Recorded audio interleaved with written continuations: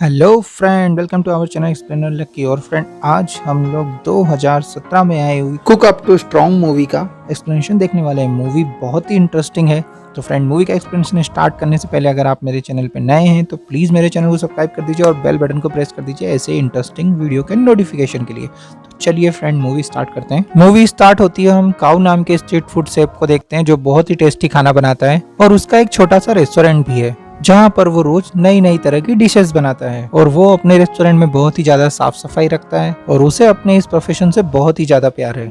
लेकिन इन सारी चीजों के बावजूद भी गाओ अपने बचपन के बारे में सोचकर दुखी हो जाता है, क्योंकि जब वो छोटा था तब वह नूडल्स नहीं बना पाता था। उसके फादर भी एक रेस्टोरेंट चलाते थे और वो अपने बेटे की नाकामयाबी से खुश नहीं थे। इसलिए उन्होंने गाओ को एक स्ट्रीट शेफ के पास छोड़ दिया ताकि वो उनसे खाना बनाना सीख सके। अब क्योंकि गाओ ने अपना बचपन अपने फादर के बिना गुजारा था, इसलिए वो उनसे बहुत ही ज्यादा नफरत करता है। दूसरी तरफ उसके फादर भी एक मास्टर शेफ बन चुके हैं और अब वो बहुत ही ज्यादा अमीर है। साथ ही उन्हें इस बात की खुशी भी है कि उनका कोई भी बेटा नहीं है। और यहाँ पर गाँव को इसी बात का सबसे ज्यादा दुख है कि वो उसे अपना बेटा मानना ही नहीं चाहते। तभी मूवी का ये सीन यहाँ शिफ्ट होता है और हम एक और शेफ को देखते हैं जो बहुत ही ज्यादा अमीर और हैंडसम है और फ्रांस में रॉयल फैमिलीज के लिए खाना बनाता है।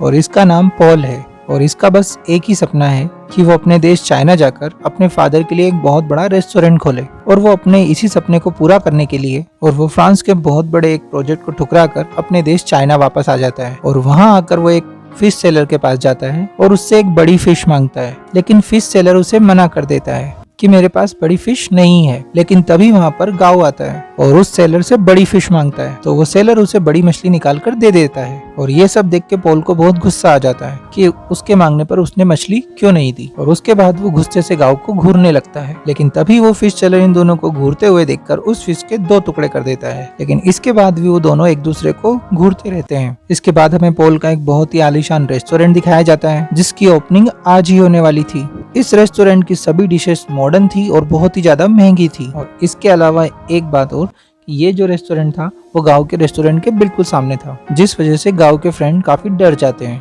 कि पॉल का रेस्टोरेंट इनके सारे कस्टमर छीन लेगा। और ऐसा होता भी है, क्योंकि वो दिखने में इतना ज्यादा आलीशान था कि सभी लोग उसमें जाना चाह रहे थे और साथ ही गांव के कस्टमर भी उसी रेस्टोरेंट में जा रहे थे। लेकिन तभी गांव के फ्रेंड उसे सपोर्ट करने के लिए सभी कस्टमर्स को एक बहुत अच्छा डिस्काउंट ऑफर करते हैं, जिसको सुनकर सभी कस्टमर वापस गांव के रेस्टोरेंट में आने लगते हैं। और अब इसी के चलते पॉल और गांव के दोस्तों के बीच में लड़ाई होने लग जाती है। और फिर कुछ देर के बाद दोनों साइड के लोग मिलकर ये डिसाइड करते हैं कि दोनों शेफ के बीच में एक कंपटीशन होगा और जिसका भी खाना सबसे टेस्टी बनेगा वो ये कंपटीशन जीत जाएगा। और अब कंपटीशन स्टार्ट होता है और टेबल के ऊपर एक बड़ी सी मछली रख दी जाती है। सबसे पहले पॉल को चांस दिया जाता है और वो बहुत ही यूनिक तरीके से उस फिश के सारे कांटे निकाल देता है। और अब इसके बाद गांव की बारी आती है और गांव उस फिश के टुकड़े इस तरह से करता है कि वो फिश के मांस को उसकी स्किन से पूरी तरह अलग कर देता है। और वहाँ खड़े लोगों को इन दोनों का ही टैलेंट बहुत पसंद आता है। और उसी दौरान वहाँ पर एक कुकिंग कंपटीशन का चेयरमैन भी खड़ा होता है जो उनकी कुकिंग स्टाइल से बहुत ही ज्यादा इम्प्रेस हो जाता है और उन्हें इंटरनेशनल कुकिंग कंपटीशन में पार्टिसिपेट करने के लिए कहता है। और अब दोनों को एक दूसरे को बताना था कि कौन ज्यादा बेटर है, इसलिए वो दोनों ही कंपटीशन के लिए हाँ कर देते हैं। इसके बाद जब पॉल का इंटरव्यू लिया जाता है और वो बताता है कि मैंने फ्रांस में भी कुकिंग की है और वहाँ पर कुकिंग काफी मॉडर्न तरीके से की जाती है, लेकिन जब मैंने यहाँ पर आकर देखा, लेकिन यहाँ पर कुछ लोग अभी भी पुराने तरीके से कुकिंग कर रहे हैं। दरअसल यहाँ पर इनडायरेक्टली पॉल गाओ को ताना मार रहा होता है और पॉल का इंटरव्यू गाओ भी देख रहा होता है और उसे ये देखकर बहुत ही ज्यादा गुस्सा आने लगता है। फिर वहाँ पर कुछ देर बाद पॉल की एक फ्रेंड मायो आती है और वो गाओ और उसकी फ्रेंड को पॉल के रेस्टोरेंट में खाना खाने के लिए इनवाइट करती है। इसके बाद वो दोनों पॉल के रेस्टोरेंट में जाते हैं ये देखने के लिए कि वो खाली खाना भी अच्छा बनाता है या सिर्फ बड़ी बड़ी बातें करता है। तभी उनके सामने खाना सर्व किया जाता है जो दिखने में काफी सिंपल था, लेकिन जब वो उसे टेस्ट करते हैं तो वो बहुत ही ज्यादा टेस्टी और डिफरेंट होता है। इसके बाद गाओ गुस्से में आके उस खाने को लेके किचन में चले जाता है और पॉल के सामने उस खाने को फेंकते हुए कहता है कि सिर्फ अच्छा दिखने से ही कुछ नहीं होता, खाने में टेस्ट भी होना चाहिए। अब फिर से इन दोनों के बीच में लड़ाई होने लगती है और फिर पॉल उसे कहता है चलो मांस पकाने का एक कंपटीशन करते हैं। जिसके बाद वो दोनों उस किचन में मांस पकाना शुरू कर देते हैं। अब गाओ उस मांस को बहुत अच्छे से पकाता है और उसका टेस्ट भी बहुत ज्यादा अच्छा होता है। तभी पॉल उसे कहता है कि अब मैं इसी मांस को तुमसे कम टाइम में पका कर दिखाता हूँ और उसका टेस्ट भी सेम ही होगा। इसके बाद पोल अपनी मॉडर्न टेक्निक को यूज करके उस मांस को गाव से बहुत ही जल्दी पका देता है और फिर जब दोनों को टेस्ट किया जाता है तो दोनों का टेस्ट सेम ही होता है और ये देखकर गाव को बहुत ज्यादा गुस्सा आ जाता है और वो वहाँ से चला जाता है। इसके बाद जब वो वापस अपने रेस्टोरेंट में आता है तो उसको वहाँ पर अपने मास्टर का फोन आता है जो उसे कहते हैं कि तुम्हारे फादर तुमसे मिलना चाहते हैं। इसके बाद गाँव उनसे वहाँ पर मिलने आता है और वो कहता है कि अब आपको मुझसे क्या काम है और आपने मुझे क्यों बुलाया, आप तो सबके सामने मुझे अपना बेटा तक मानने को तैयार नहीं हो। इस पर गाँव के डैड उसे कहते हैं कि मैं नहीं चाहता कि तुम्हें कोई मेरे नाम से जाने, अगर ऐसा होता तो तुम कभी भी इस कंपटीशन में नहीं आ पाते। और साथ ही वो उसे ये भी कहते हैं कि मैं चाहता हूँ कि तुम इस कंपटीशन को जीत जाओ। पर इस पर गाँव उन्हें गुस्से में कहता है कि मुझे आपके सपोर्ट की कोई जरूरत नहीं है और ऐसा बोलकर वो वहाँ से चले जाता है। फिर अगले दिन इंटरनेशनल कुकिंग कंपटीशन स्टार्ट होता है जहाँ पर उन दोनों को एक स्वीट डिश बनाने का टास्क दिया जाता है। अब यहाँ पर पॉल अपनी मॉडर्न टेक्निक को यूज कर डिश को बहुत ही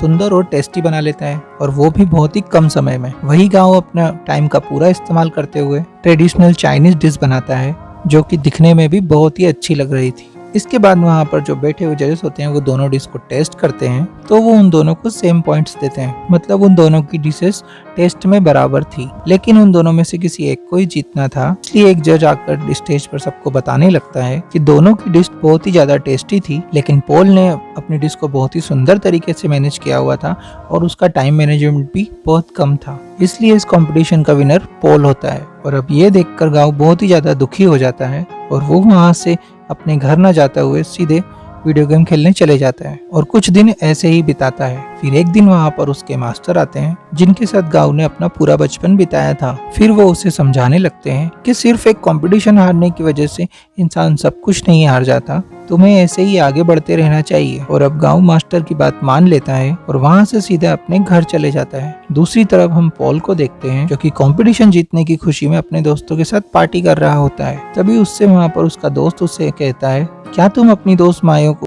इस कंपटीशन में साथ नहीं ले जा सकते, जिस पर पॉल उसे बताता है वो सिर्फ मेरी असिस्टेंट है और उसे तो खाना बनाना भी नहीं आता, इसी वजह से मैं उसे अपने साथ नहीं ले जा सकता। तभी वहाँ पर पॉल की फ्रेंड मायो 2 कप में सूप लेकर आती है और उससे कहती है जरा इन दोनों को टेस्ट करके बताओ कि किस में नमक है और किस में नहीं। और ये सुनने के बाद पॉल काफी घबरा जाता है और यहाँ पर हम व्यूअर्स को एक सच पता चलता है कि पॉल के टेस्ट बड्स काम नहीं कर रहे हैं, मतलब वो किसी भी डिश को टेस्ट करके ये बता नहीं सकता कि उसका स्वाद कैसा है। लेकिन ये चीज उसकी अभी तक तो सीक्रेट थी, लेकिन वो इस बात को लेकर पॉल को ब्लैकमेल करने लगती है कि ये बात अगर किसी को बाहर पता चल गई तो तुम्हारे शेफ का पूरा करियर बर्बाद हो जाएगा। साथ ही हमें यहाँ पर एक बात और पता चलती है कि मायो अब पॉल के दोस्त की गर्लफ्रेंड बन गई है और ये सब मिलके पॉल के रेस्टोरेंट को हथियाना चाहते हैं ताकि वो उसे बेचकर पूरी जिंदगी ऐश कर सके। और ये सुनने के बाद पॉल पूरी तरह टूट जाता है और उन लोगों को वहाँ बिना कुछ कहे चले जाता है। इसके बाद वो ये सब सोचते हुए बाहर बैठकर शराब पी रहा होता है, लेकिन तभी वहाँ पर गाँव आता है और उससे पूछता है कि तुम परेशान क्यों हो, तुम तो कंपटीशन जीत चुके हो। तभी पॉल उसे बताता है कि मैं ये कंपटीशन तो जीत चुका हूँ, लेकिन मैं अपना बहुत कुछ इस कंपटीशन की वजह से हार भी चुका हूँ। इसके बाद वो गाँव को बताता है इस पोस्टर पर जो आदमी है वो मेरे आइडल हैं और एक दिन मैं इनके जैसा ही बनना चाहता हूँ। और ये सुनकर मुस्कुराते हुए गाँव पॉल को बताता है कि ये आदमी मेरे डैड हैं और इन्होंने मुझे बचपन में ही छोड़ दिया था क्योंकि मैं इनके प्रोफेशन को अपना नहीं पा रहा था। अब ये सुनकर पॉल उससे कहता है कि अब जो हो गया हम उसका क्या कर सकते हैं। तभी गाँव के दिमाग में एक आइडिया आता है और वो पॉल को कहता है कि हम इस बियर की बोतल को उनके पोस्टर पर मार सकते हैं। इसके बाद वो दोनों एक एक करके गाँव के डैड के पोस्टर पर बोतल मारने लगते हैं और ऐसा करके उन दोनों को बहुत ही अच्छा महसूस होता है और यहाँ से इन दोनों की दोस्ती की शुरुआत हो जाती है। इसके बाद पॉल गाँव को अपने रेस्टोरेंट में लेकर आता है जहाँ पर उसके दोस्त उसके रेस्टोरेंट का सौदा कर रहे होते हैं। तो इसे देखकर पॉल उनसे पूछता है कि तुम ये क्या कर रहे हो, जिस पर पॉल का एक दोस्त उससे कहता है कि अब तुम कुकिंग कंपटीशन में किसको लेकर जाओगे क्योंकि तुम्हारा तो कोई पार्टनर ही नहीं है।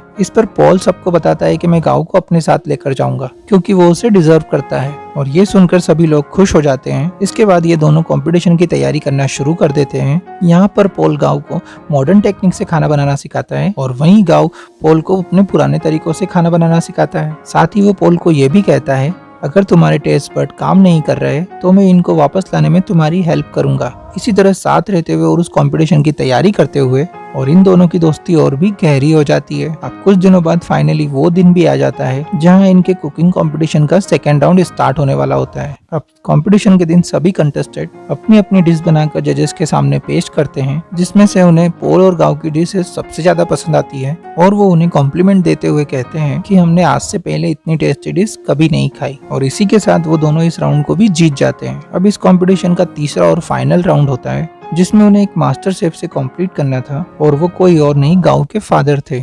यहाँ पर पोल गांव को कहता है कि इस कंपटीशन में तुम हिस्सा लेना ताकि तुम अपने फादर को दिखा सको कि तुम उनसे भी बेटर खाना बना सकते हो। लेकिन गांव उसे मना कर देता है कि तुम अपनी मॉडर्न टेक्निक से जल्दी खाना बना सकते हो, इसलिए इस कंपटीशन को तुम ही जीत कर आओ।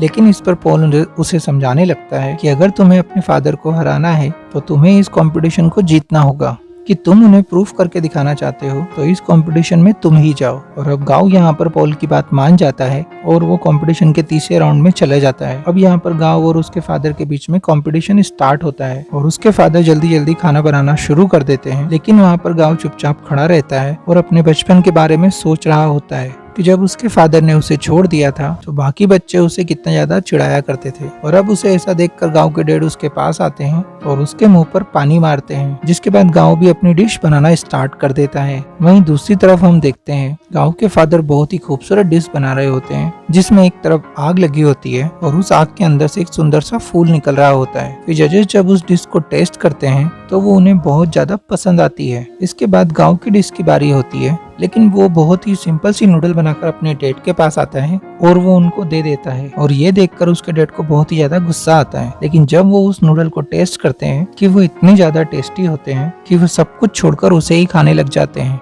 दरअसल यहाँ पर गांव ने नूडल्स इसलिए बनाए थे क्योंकि इन नूडल्स की वजह से ही उसके डैड ने उससे बचपन में कहा था कि तुम तो एक सिंपल नूडल्स तक नहीं बना सकते, और इसी वजह से उन्होंने अपने से गांव को दूर कर दिया था। और अब ये बात गांव के डैड को समझ आ जाती है और वो बहुत ही ज्यादा इमोशनल हो जाते हैं और वो उन नूडल्स को खाना ही नहीं छोड़ते और गांव से कहते हैं कि तुम जीत गए। और इसी के साथ इस फिल्म की यहाँ पर एंडिंग हो जाती है। तो फ्रेंड, आपको वीडियो कैसा लगा कमेंट करके बता दीजिएगा, और अगर आप मेरे चैनल पर नए हैं तो प्लीज़ चैनल को सब्सक्राइब कर लीजिएगा और ऐसे ही इंटरेस्टिंग वीडियो के लिए बेल आइकन को प्रेस कर दीजिएगा। तो चलिए फ्रेंड, मिलते हैं नए वीडियो नई एक्सप्लेनेशन के साथ।